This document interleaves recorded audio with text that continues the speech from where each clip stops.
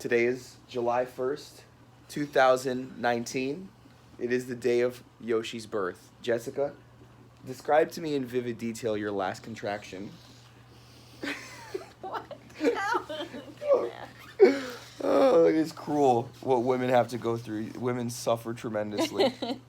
It's about 12:30 in the morning, which is annoying, No, Yoshi. 1. Really annoying, bro. Like, why? Could you not have come at 9 a.m.? There you are right there. How weird. Not in the world yet. Okay, yeah, I'm gonna try and sleep. You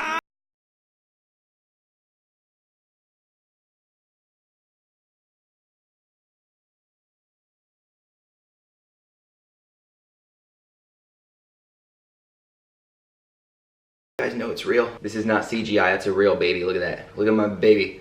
Baby.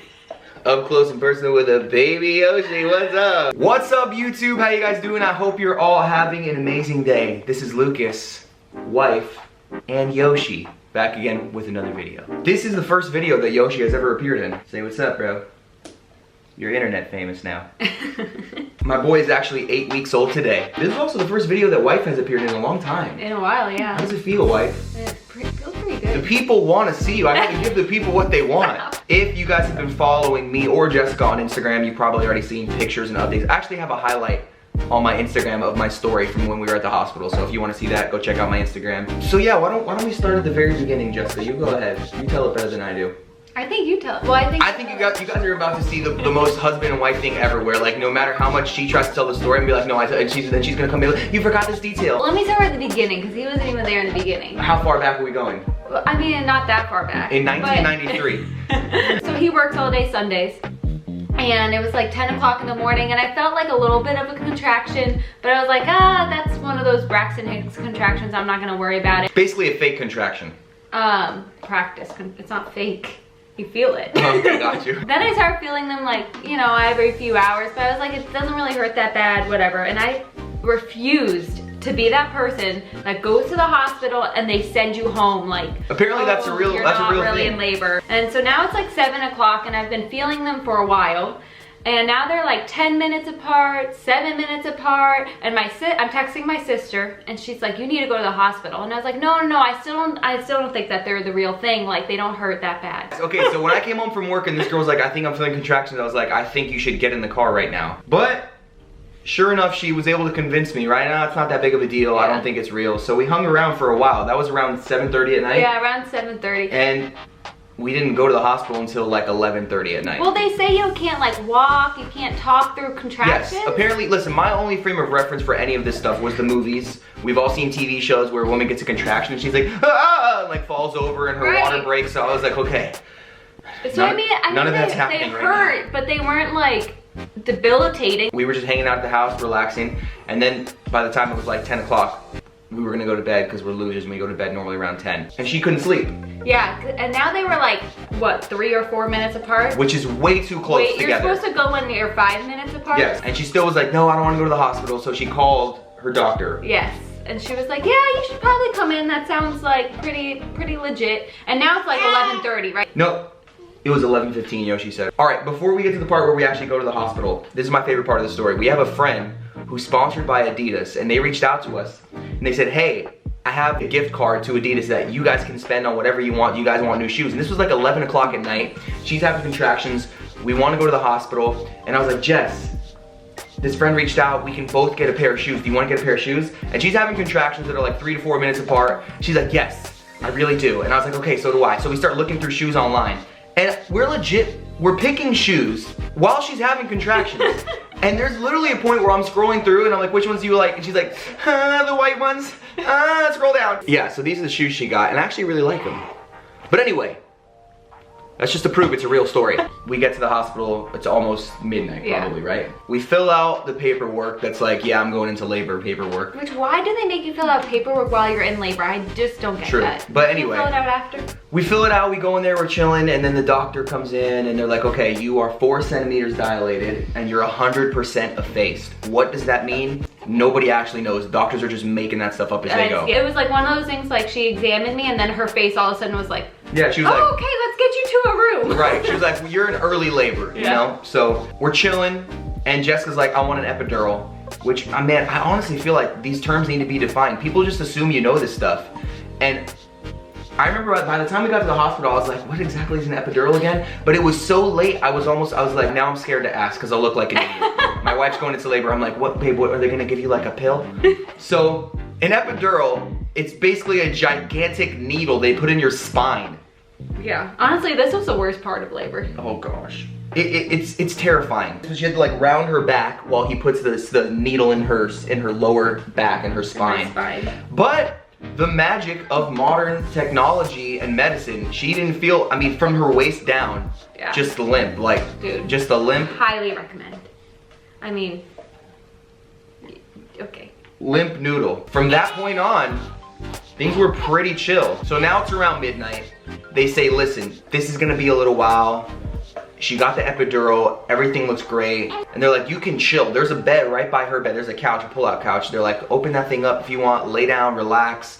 You know, it's probably gonna be a few hours until we start pushing or anything like that. Long story short, I woke up and it was like 6:30 in the morning. So from midnight to 6:30, I don't know what happened. I don't feel like much happened anyway, right? I mean, not much happened. I took a little bit of a nap, then the nurses came in, they kept like examining me and telling me what to feel for and stuff, and as soon as I felt what they were describing, I called the doctor. That was okay, so I woke up at like 6:30 in the morning and there's like 7 people in the room and I'm like, what's going on?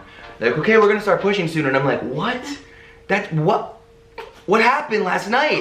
I actually texted my sister and my mom. I was like, guys, Jessica is gonna start pushing soon. So I'm talking to them, and next thing I know, I'm on the couch, and I just hear somebody go, oh my gosh, I can see the head. And I'm like, what? You can, so I put my phone in and I get up and I go next to my wife and I grab her hand to do the whole thing on every TV show and every movie when a woman's going into labor. You know what I mean? Like, you can do this. And she's sweating and screaming and she's like, I want a divorce! None of that happened. So I get up and I'm next to her. And like I said, the doctor's like, oh, I can see the head. And I'm holding her hand. And next thing I know, they just pulled him out. Yeah. And she didn't even scream. Listen, the thing that makes this story completely crazy to me, like, we had a very smooth first time having a kid. We've all heard some stories of people who are in labor for 20 hours and stuff like that. I swear to you, it was the most chill thing in the world. She did not even scream. Like, that epidural is magic. Well, listen, I did feel some stuff, but I kept telling myself, like, this is not the worst of it. It's going to get worse, so don't freak out yet. Like, you can freak out when it gets to the worst part. You just never freaked out. And then it never got worse, you know? So she legit, I was expecting her to scream at the top of her lungs when she pushed Yoshi out, and she was just like, So right after Yoshi was born, Mom's holding him. What I want to say here, and I can't find the right words, it was so disgusting. Birth is so disgusting. I wish I could unsee. The doctor always offers to the dad, like, hey, do you want to cut the umbilical cord? The cord which attaches my wife to my child. It's this gray, it's so disgusting. I'm not even gonna put a picture on the screen. It's just so nasty. All of it looks like something from a sci-fi movie. And they're like, hey, Dad, cut the umbilical cord. And the doctor's got a pair of scissors in front of me. And I'm like, what? I didn't go to medical school, bro. I didn't take umbilical cord cutting classes. What if I cut the wrong thing? Are you crazy? So, no, I did not cut the umbilical cord. I don't like medical, I don't even watch Grey's Anatomy. I love it. Jessica loves to watch like videos of surgery and people cutting people open. I don't like that kind of stuff. And guess who cut the umbilical cord? This weirdo cut her own umbilical cord. She was so chill after she pushed this kid out, which is again why I'm just shocked how smooth everything went, how easy it was. Like, it's just, she was like, oh my gosh, that's my umbilical cord, let me snip it. It was cool. And then the most magical part of the whole experience was telling people we were really naming him Yoshi. A lot of people thought we were joking. People thought I was trolling them. No, I named my kid Yoshi, and a lot of people want to know why. And I really don't have much of an explanation why. To tell you the backstory, I have been telling people I'm gonna name my son Yoshi for years, since I was like 15 years old probably. I've just always wanted to name my son Yoshi. I think it's a cool name, I really do. It has nothing to do with Mario. Of course I played Super Mario. It's one of the best games of all time. And Yoshi is an amazing character, but it's not like I named him after the dinosaur. It's just coincidence, really. Now I love it. Tell him I didn't force you to name our kid Yoshi. No, listen, I have to say, ever since we started dating when we were 17, he told me her, yes. that we were naming our first kid Yoshi, or And he was naming it. And I she was laughed it off. She was like, no way. Oh yeah, I'm so in love. Whatever, sure, I'll do that. And then when I was pregnant, I was like, there is no way we are naming our baby Yoshi. There's no way. And then look where we are now. I just couldn't help it. When he was born, I'm like, look at him, it's a Yoshi. Yeah, look at him, man. His name is like, look, this kid looks like a Yoshi. You think I should have been like, named him Rob? He does not have a middle name. Yes, that's true. Also, that. no a middle lot of name. people ask that. Yeah, just Yoshi Gomes. I don't have a middle name. Comment if you don't have a middle name. No middle name crew. Yeah. Are you wrapping up the video? Say hi, buddy. Say hi. Say subscribe. It's right here. Subscribe. I hope you have an amazing day. Work hard. Stay focused. Never quit. Bye. Peace out, dudes.